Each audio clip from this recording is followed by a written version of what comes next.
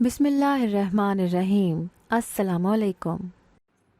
मैं कॉलेज से वापस घर आ रही थी कि रास्ते में हड़ताल हो गई। कोई गाड़ी नहीं मिल रही थी, इसीलिए मुझे पैदल आना पड़ा। मैं कुछ दूर ही चली थी कि एक बाइक मेरे करीब आकर रुकी। बाइक पर बैठे लड़के को देखकर मैं चौंक गई, क्योंकि मैं उसको जानती थी। वो मेरे कॉलेज का ही लड़का था और काफ़ी शरीफ था। मुझे कहने लगा कि हड़ताल है, गाड़ी मिलने का कोई इम्कान नहीं है, अगर आप चाहें तो मैं आपको आपके घर पर ड्रॉप कर सकता हूँ। मैं ये सुनकर चौंक गई। उसके बारे में मशहूर था कि उसने आज तक कभी किसी लड़की से बात नहीं की, और मेरे चौंकने की वजह यह थी कि ये मुझे लिफ्ट की ऑफ़र कर रहा था। क्योंकि ये एक शरीफ लड़का था और मैं भी काफ़ी आज़ाद ख़याल किस्म की लड़की थी, इसीलिए मैंने उसकी ऑफ़र कबूल कर ली। मेरे कॉलेज में कई लड़के दोस्त थे, इसीलिए कभी मुझे किसी लड़के से बात करने या उसकी बाइक पर बैठने से एतराज़ नहीं हुआ था। उसने मुझे घर के दरवाजे के आगे उतारा तो दरवाजे पर अपनी माँ को देखकर मैं सकते में आ गई। अम्मा ने मुझे घर के अंदर ला कर एक ज़ोरदार थप्पड़ मेरे चेहरे पर रसीद किया, तो मैं भी चीखने लगी कि आपने मुझे क्यों मारा है? आपने तो अपनी सारी उम्र गरीबी की ज़िंदगी काट ली। अब अगर मैं अपनी लाइफ एंजॉय करना चाहती हूँ तो मुझ पर भी रोक टोक क्यों करती हैं? मैं किसी अमीर लड़के से शादी करना चाहती थी, इसीलिए मैं अमीर लोगों से दोस्तियां करती थी, ताकि कोई मुझसे मुतासिर होकर मेरे घर रिश्ता ले आए और मेरी इस घर और माँ से जान छूट जाए। क्योंकि मैं अपनी माँ से बहुत तंग थी। वो मुझ पर इतनी सख्ती करती थी कि शायद ही कभी किसी ने किसी पर की हो, मगर मैं भी तो उसी की औलाद थी। मैं उसकी एक बात नहीं मानती थी और करती अपनी ही मर्जी की थी। अम्मा ने पहली बार मुझ पर हाथ उठाया था। मुझे बहुत गुस्सा आया और मैंने उसी गुस्से में फ़ैसला कर लिया कि मैं ये घर छोड़कर चली जाऊंगी। रात को मैंने गुस्से में अपने कपड़े अलमारी में से निकालकर पैक करना शुरू कर दिए, तो अचानक एक बोसीदा सी डायरी भी नीचे आकर गिर गई। उस डायरी के गत्ते पर अम्मा का नाम लिखा हुआ था। ये तो मेरी अम्मा की डायरी थी, जिसमें उसने अपने बारे में लिखा हुआ था। मैं जाने का इरादा तर्क करके उस डायरी को लेकर बेड पर आ गई, क्योंकि मैं उसको पढ़ना चाहती थी और अपनी माँ की ज़िंदगी के सब राज़ों के बारे में आगाही हासिल करना चाहती थी। क्योंकि अम्मा ने मुझे अपनी ज़ाती ज़िंदगी के बारे में कभी एक लफ्ज़ भी नहीं बताया था। अम्मा की ज़िंदगी हमेशा से ही मेरे लिए मशकूक रही थी, क्योंकि मैं तो अपने बाप का नाम तक नहीं जानती थी, ना ही मैंने कभी उसको देखा था। लोगों के तो रिश्तेदार होते हैं, मगर मैंने आज तक ना किसी रिश्तेदार को अपने घर आते देखा और ना ही हम कभी किसी के घर पर गए थे। यूँ लगता था जैसे इस दुनिया में सिर्फ मैं और अम्मा ही एक दूसरे के लिए हैं और हमारा कोई सहारा, कोई रिश्ता नहीं है। और यही बात मुझे शक में डालती थी कि मेरी अम्मा ने ऐसा अपनी ज़िंदगी में आखिर क्या किया है कि हम दोनों को यूँ अकेले ज़िंदगी काटनी पड़ रही है। मैंने डायरी को पढ़ना शुरू किया। वो डायरी मेरी माँ ने अपने मैट्रिक के बाद से लिखनी शुरू की थी। शुरू के तो हालात जानने में मुझे दिलचस्पी नहीं थी। मैं वहाँ से पढ़ना चाहती थी जहाँ से मेरी माँ की शादी हुई थी, ताकि मुझे अपने बाप के बारे में पता चल सके और मैं उससे मिल सकूं। यूं ही सफ़े आगे करते हुए मैं चौंक कर रुक गई, क्योंकि वहाँ पर कुछ ऐसे लिखा हुआ था कि मैं पढ़े बगैर ना रह सकी। मैंने पढ़ना शुरू किया। मुझे कॉलेज से वापस घर आने के लिए कोई रिक्शा नहीं मिल रहा था और मैं सड़क पर पैदल चली जा रही थी, जब अचानक एक बाइक मेरे पास आकर रुकी। उस लड़के ने मुझे लिफ्ट की ऑफ़र की थी, जो मैंने ठुकरा दी, क्योंकि मैंने आज तक कभी किसी लड़के से ना बात की थी और ना ही बात करने के काबिल थी, क्योंकि मैं एक हादसे में अपनी कुव्वत गोयाई खो चुकी थी और मैं गूंगी हो गई थी। तब मैं 7वीं क्लास में पढ़ती थी। उस हादसे ने मुझ पर बहुत बुरा असर डाला था, लेकिन मैंने अपनी हिम्मत को टूटने नहीं दिया और दोबारा से अपनी तालीम जारी रखी। कि क्या हुआ जो मैं बोल नहीं सकती, मैं सुन तो सकती थी। इसीलिए मैं स्कूल का इम्तिहान पास करके अब कॉलेज में आ चुकी थी। उस बाइक वाले लड़के ने मुझे कहा कि गर्मी बहुत ज़्यादा है और आपको कोई सवारी नहीं मिल रही है, तो आप बैठ जाएं, मैं आपको घर तक छोड़ देता हूँ। मैंने इशारे से मना कर दिया, क्योंकि पहली बार किसी लड़के ने मुझे यूँ मुखातिब किया था, तो मैं बहुत ही घबरा रही थी। मैं वहाँ से तेज़ तेज़ चलने लगी, मगर थोड़ी ही दूर जाकर मुझे ठोकर लगी और मैं ज़मीन पर गिर गई। पाँव पर मोच आ गई थी और मेरा चलना मुहाल हो रहा था। वो लड़का एक बार फिर मेरे पास आकर कहने लगा, देखिए अब तो आपको चोट भी लग गई है, आप पैदल भी नहीं चल सकती, मेरी बाइक पर बैठ जाएं, मैं आपको घर तक छोड़ देता हूँ। मुझे मजबूरन उसकी बात माननी पड़ी।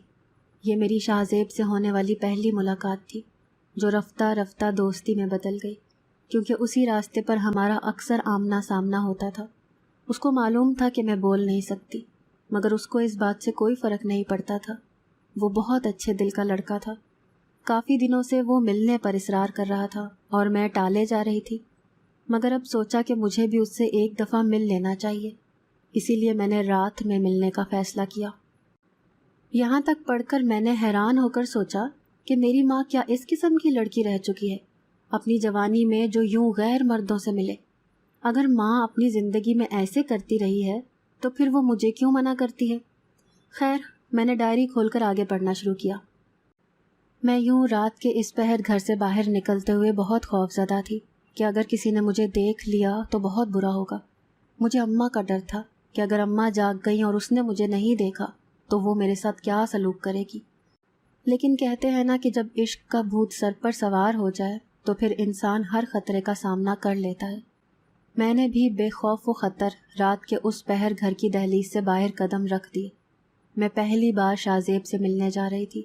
میں نے رات کے وقت کا اسی لیے انتخاب کیا تھا کیونکہ میری اماں بڑی گہری نیند سوتی تھی اور شاہ زیب سے ملنا صرف رات کے وقت ہی ممکن ہو سکتا تھا، کیونکہ دن کے اوقات میں تو اماں مجھے گھر سے باہر ہی نہیں نکلنے دیتی تھی۔ میں رات کے اس پہر گھر سے باہر نکل کر پچھلی طرف آ گئی تھی جہاں وہ پہلے سے ہی کھڑا انتظار کر رہا تھا۔ ہم سڑک کے دوسری طرف ایک سنسان سے پارک میں آ گئے۔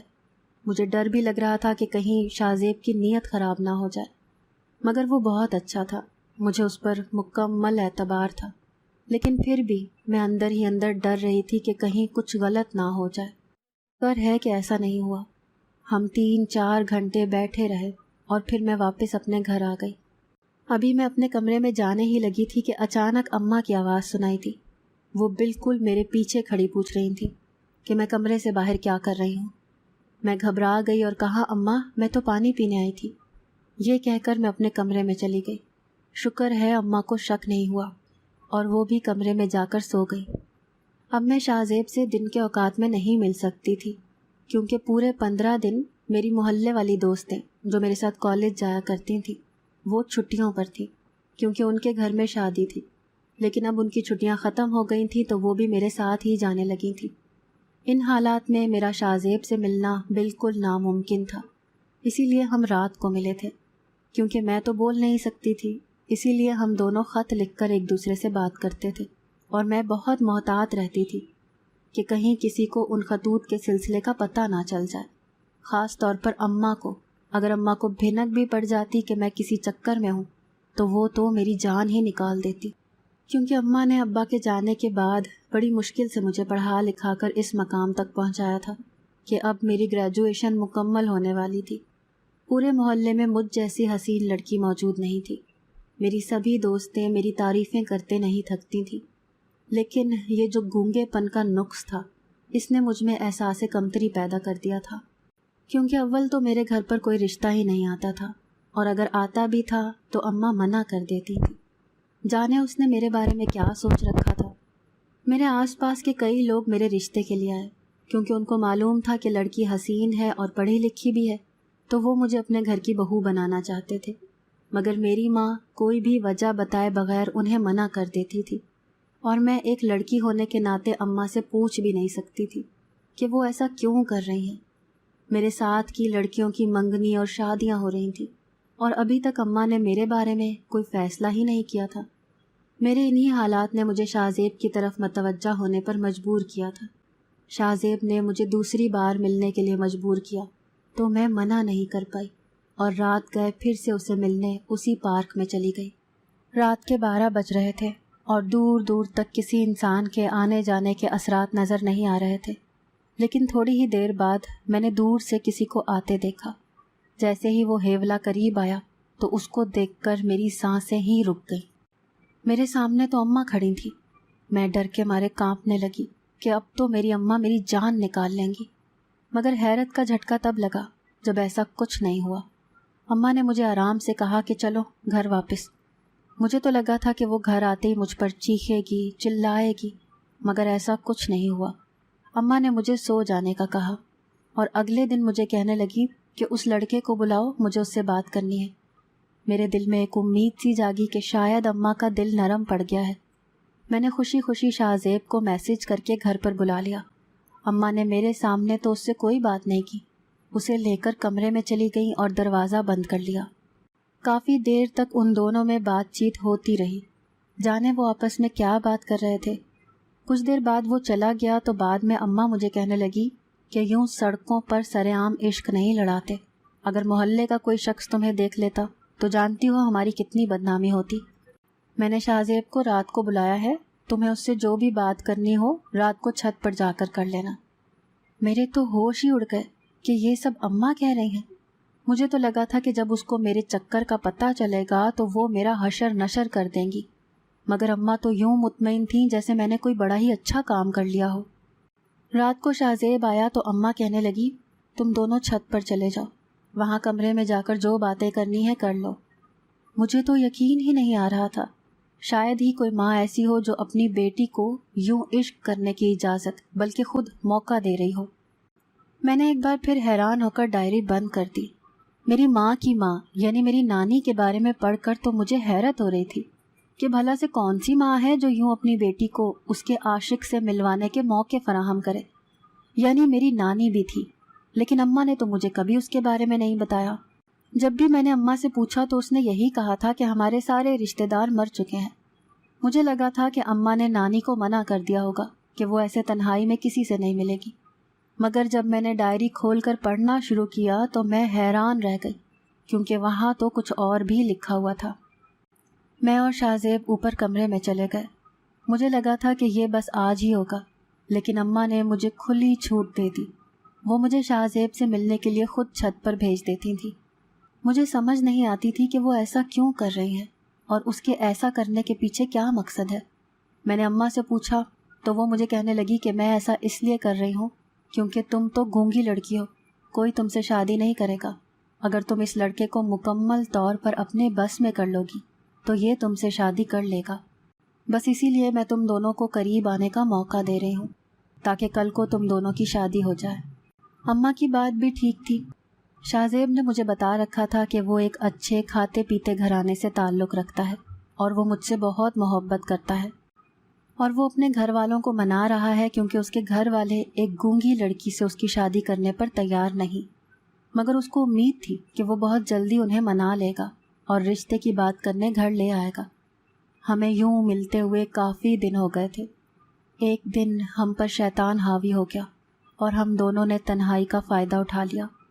مجھے بہت ندامت محسوس ہوئی، مگر شاہ زیب نے یہ کہہ کر تسلی دی کہ بہت جلد میں اپنے گھر والوں کو تم سے ملانے لے آؤں گا۔ وہ اب بھی مجھ سے ملنے روز آتا تھا، لیکن اب میرا دل نہیں چاہتا تھا، لیکن اماں مجھے زبردستی بھیج دیتی۔ کچھ دنوں کے بعد یہ خبر میرے سر پر قیامت بن کر ٹوٹی کہ میں تو حاملہ ہو گئی ہوں، تو میری تو جان ہی نکل گئی۔ اس دن بھی وہ میرا انتظار کر رہا تھا، لیکن میں جانا نہیں چاہتی تھی۔ مجھے بہت ڈر لگ رہا تھا کہ اگر یہ خبر کسی کو معلوم ہو گئی تو میری کیا عزت رہ جائے گی۔ اماں کمرے میں آ کر کہنے لگیں کہ تم چھت پر نہیں گئی، وہ بیچارہ کافی دیر سے تمہارا انتظار کر رہا ہے۔ میں نے کہا نہیں، میں نہیں جاؤں گی۔ میں نے اماں کو سب بتا دیا کہ میں امید سے ہو گئی ہوں اور میں اس کا سامنا نہیں کر سکتی، مجھے بہت ڈر لگ رہا ہے۔ اماں نے مجھے کچھ نہیں کہا، وہ چپ چاپ میرے کمرے سے چلی گئی۔ مجھے لگا تھا کہ وہ اپنے کمرے میں جا کر سو جائیں گی، لیکن میری حیرت کی انتہا نہ رہی جب میں نے اس کو خود چھت پر جاتے ہوئے دیکھا۔ حیرانی کے مارے میں اماں کے پیچھے جانے لگی تو اماں نے چھت پر جا کر کمرے کا دروازہ بند کر لیا۔ میں ہرگز بھی وہ نہیں سوچنا چاہتی تھی جو میں سوچ رہی تھی۔ کمرے کے اندر سے اونچی اونچی آواز میں بولنے کی آوازیں سنائی دے رہی تھیں۔ میں نے دروازے سے کان لگا کر سننے کی کوشش کی، شاید اماں اس سے میرے لیے لڑنے گئی تھیں، یا پھر میں نے جلدی سے ڈائری بند کر دی۔ یہاں تک پڑھ کر میری ذات زلزلوں کی زد میں آ چکی تھی۔ تو کیا میں ماں کی ناجائز اولاد تھی یا ان کی شادی ہو گئی تھی؟ میں نے جلدی سے صفحے پلٹائے لیکن آگے کچھ نہیں تھا، ساری ڈائری خالی تھی۔ یا تو ماں کو آگے کچھ لکھنے کا موقع نہیں ملا ہوگا، یا پھر کچھ ایسا ہوا ہوگا کہ اس نے لکھنا مناسب ہی نہیں سمجھا۔ میں نے بے چینی سے کمرے کی تلاشی لینی شروع کر دی کہ شاید مجھے کوئی اور ڈائری مل جائے جس پر باقی کی داستان ہو، لیکن مجھے کمرے سے اور کوئی ڈائری نہیں ملی۔ میں بری طرح سے سسپینس میں پڑ چکی تھی۔ مجھے ہر حال میں باقی کی کہانی جاننی تھی کہ بعد میں آگے کیا ہوا ہوگا۔ ابھی میں ڈائری ڈھونڈ ہی رہی تھی کہ اماں کمرے میں آ گئی۔ مجھ سے پوچھنے لگیں کہ تم ابھی تک سوئی کیوں نہیں ہو؟ پھر اماں مجھ سے پیار سے کہنے لگیں کہ تم جس لڑکے کو پسند کرتی ہو اس کو گھر پر بلا لو، مجھے اس سے ضروری بات کرنی ہے۔ میں یہ سن کر چونک گئی۔ وہ تو وہی باتیں کر رہی تھیں جو نانی نے اماں سے کی تھی، یعنی میری نانی نے جو کچھ میری ماں کے ساتھ کیا تھا، کیا اب میری ماں وہ سب کچھ میرے ساتھ دہرانا چاہتی تھی؟ میں بہت بری طرح سے ڈر گئی اور کہا کہ اماں نہیں، ایسی تو کوئی بات نہیں ہے، میں کسی لڑکے کو پسند نہیں کرتی۔ حالانکہ یہ بات غلط تھی۔ میرا کالج میں اپنی کلاس کے ایک لڑکے سے معاملہ چل رہا تھا اور میں بھی اپنی ماں سے چھپ کر کئی بار اس سے مل چکی تھی، لیکن یہ شکر تھا کہ ہم نے ابھی تک کوئی حد پار نہیں کی تھی۔ اور اب اماں کی باتیں سن کر میں مشکوک ہو گئی تھی کہ کہیں اماں اپنا بدلہ مجھ سے نہ لے لے۔ اماں میری بات سن کر مسکرائیں اور کہنے لگی کہ اگر تمہیں کوئی لڑکا پسند ہے تو مجھے بتا دو، ورنہ میں نے تمہارے لیے ایک لڑکے کو پسند کیا ہے اور میں اسے کل گھر پر بلا رہی ہوں۔ ویسے بھی تمہاری پڑھائی مکمل ہونے والی ہے اور اب تمہاری شادی کی عمر بھی ہو گئی ہے۔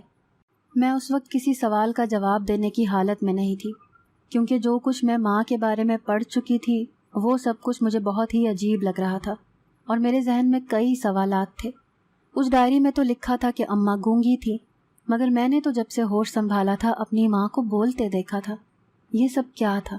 مجھے یہ جاننے کا بھی تجسس تھا کہ بعد میں ایسا کیا ہوا ہوگا۔ میری کیا حیثیت ہے؟ کیا میں اپنی اماں کی ناجائز اولاد ہوں؟ کیا شاہ زیب نے ان سے شادی کر لی تھی یا نہیں؟ نانی کہاں تھی؟ اگلے دن اماں نے اسی لڑکے کو گھر پر بلوا لیا جس کے ساتھ آج کل میں ریلیشن شپ میں تھی۔ مجھے حیرانی ہوئی کہ اماں کو اس کے بارے میں کیسے پتہ چلا۔ میں ہرگز بھی اپنے ساتھ وہ نہیں ہونے دینا چاہتی تھی جو ماں کے ساتھ ان کی ماں نے کیا تھا، کیونکہ میری ماں نے ابھی اس لڑکے کو کمرے میں بلا کر اس سے کچھ بات کی تھی۔ جیسے ہی وہ گھر سے باہر گیا تو میری ماں ابھی مجھے کچھ کہنے ہی لگی تھی کہ میں اس سے پہلے ہی چیخ پڑی اور کہا کہ مجھے پتہ ہے اب آپ کیا کہیں گی، آپ بھی اپنی ماں کی طرح مجھے اس لڑکے سے ملنے کے لیے چھت پر بھیجیں گی۔ آپ میرے ساتھ وہی کرنے کا پلان کر رہی ہیں جو آپ کی ماں نے آپ کے ساتھ کیا، مگر میں اتنی بے وقوف نہیں ہوں۔ مجھے لگا تھا کہ یہ سن کر ماں گھبرا جائیں گی کہ مجھے اس کے بارے میں پتہ چل چکا ہے، مگر وہ مسکرائیں اور کہنے لگیں کہ آخر تم نے ڈائری پڑھ ہی لی۔ میں نے کتنے عرصے پہلے کی وہ ڈائری تمہارے کمرے میں رکھی ہوئی تھی کہ کبھی نہ کبھی تو تم اسے پڑھو گی، اور شکر ہے کہ تم نے اسے پڑھ لیا، اور وہی پڑھ کر تمہیں احساس ہو گیا کہ تم جس راستے پر چل رہی ہو وہ غلط ہے۔ اماں کہنے لگیں کہ مجھے بہت پہلے سے ہی تمہاری کالج کی دوستوں نے تمہارے بارے میں بتا دیا تھا، اور میں تمہیں روکتی تو تم ہرگز نہ رکتی، اسی لیے میں نے اپنی ڈائری تمہارے کمرے میں رکھ دی تھی تاکہ تم اس سے پڑھ کر عبرت حاصل کرو کہ شادی سے پہلے ان تعلقات میں کچھ نہیں رکھا، صرف ضلالت ہی ملتی ہے۔ ابھی تمہارے اس لڑکے دوست کو میں نے یہی سمجھا کر بھیجا ہے کہ اگر وہ تم سے مخلص ہے تو رشتہ لے کر آئے، ورنہ ہمیشہ کے لیے تم سے دور ہو جائے۔ یہ سن کر ایک دم سے میرے سینے پر دھرا بوجھ ہٹ گیا۔ میں پرسکون ہو گئی کہ شکر ہے میری ماں ویسی نہیں تھی جیسا میں سوچ رہی تھی۔ میں نے کہا کہ اماں، اس ڈائری پر تو آگے کچھ بھی نہیں لکھا ہوا تھا، بعد میں کیا ہوا تھا؟ آپ کی ماں یعنی میری نانی نے آپ کے ساتھ ایسا کیوں کیا؟ اماں کہنے لگی کہ وہ عورت نہ تو میری ماں ہے اور نہ ہی تمہاری نانی۔ میں نے ساری عمر اسے ماں سمجھا، لیکن میں اس راز سے آگاہی نہیں رکھتی تھی کہ میں اس کے شوہر کی دوسری بیوی کی اولاد ہوں، جسے اس نے صرف دنیا کو دکھانے کے لیے اپنے پاس رکھا ہوا تھا، ورنہ وہ مجھ سے بہت نفرت کرتی تھی۔ بچپن میں میرے ساتھ جان بوجھ کر وہ حادثہ کیا کہ میں بھول نہیں سکتی تھی۔ لوگوں کو لگتا تھا کہ وہ بہت اچھی ہے جو یوں میری پرواہ کرتی ہے۔ اس دن جب میں نے اسے اوپر کمرے میں جاتے دیکھا تو میں نے اس کی اور شاہ زیب کی باتیں سن لی تھی، اور مجھ پر یہ انکشاف ہوا تھا کہ اسی نے شاہ زیب کو جان بوجھ کر میرے پیچھے لگایا تھا تاکہ وہ مجھے اپنے دام میں پھنسا لے۔ وہ مجھے بدنام کرنا چاہتی تھی تاکہ میری کوئی عزت نہ کرے اور مجھے ہر کوئی نفرت کی نگاہ سے دیکھے۔ ایسا کرنے سے شاید وہ میری ماں کی روح سے بدلہ لینا چاہتی تھی۔ وہ سب کچھ ان دونوں کا کیا دھرا تھا، ان دونوں کی ملی بھگت تھی۔ میں تو شاہ زیب کو دل سے پیار کرتی تھی، لیکن مجھے کیا پتا تھا کہ وہ ایک فراڈ انسان ہے جس نے میری عزت اور میری زندگی برباد کر دی۔ میں وہ سب سن کر اپنے حواسوں میں نہیں رہی اور اسی رات اپنی کچھ چیزیں لے کر وہاں سے بھاگ کر اپنی ایک دوست کے گھر پر پناہ لے لی، کیونکہ وہ میرے راز سارے خاندان میں اور محلے والوں پر آشکار کرنا چاہتے تھے۔ دوست کے گھر پر میری طبیعت بہت خراب ہو گئی اور میرا ابارشن ہو گیا۔ پھر میری اسی دوست نے ہی میرا علاج کروایا، جس سے میں بولنا شروع ہوئی، اور میری شادی اپنے غریب دور کے رشتہ دار کزن سے کروا دی، جس کی پہلی بیوی فوت ہو چکی تھی اور اس کی ایک بیٹی بھی تھی۔ وہ بیٹی کوئی اور نہیں، تم ہو۔ اگرچہ تم میری سگی بیٹی نہیں ہو، لیکن میں اپنی سوتیلی ماں کی طرح نہیں بننا چاہتی تھی، اسی لیے میں نے تمہیں ہمیشہ سے بیٹی ہی سمجھا اور جانا۔ یہ سب سن کر میں اپنی جگہ بہت زیادہ شرمندہ ہو کر رہ گئی۔ میری ماں محبت کے دام میں پھنسی تھی اور میں دولت کے دام میں پھنسنے کو تیار بیٹھی تھی۔ یہ تو شکر تھا کہ عین وقت پر میری آنکھیں کھل گئی اور میں نے اس حقیقت کو جان لیا کہ شادی سے پہلے کے رشتے میں سوائے تباہی کے اور کچھ نہیں ہے۔ میں نے اماں سے معافی مانگی تو انہوں نے مجھے معاف کر کے گلے سے لگا لیا۔ اگر آپ کو آج کی ہماری کہانی پسند آئی ہے تو اسے لائک کیجیے اور اپنے پیاروں کے ساتھ شیئر کیجیے، اور ہاں، اگر ابھی تک آپ نے ہمارا چینل سبسکرائب نہیں کیا تو ضرور کیجیے۔ ملتے ہیں کل ایک نئی اور دلچسپ کہانی کے ساتھ، تب تک کے لیے اللہ حافظ۔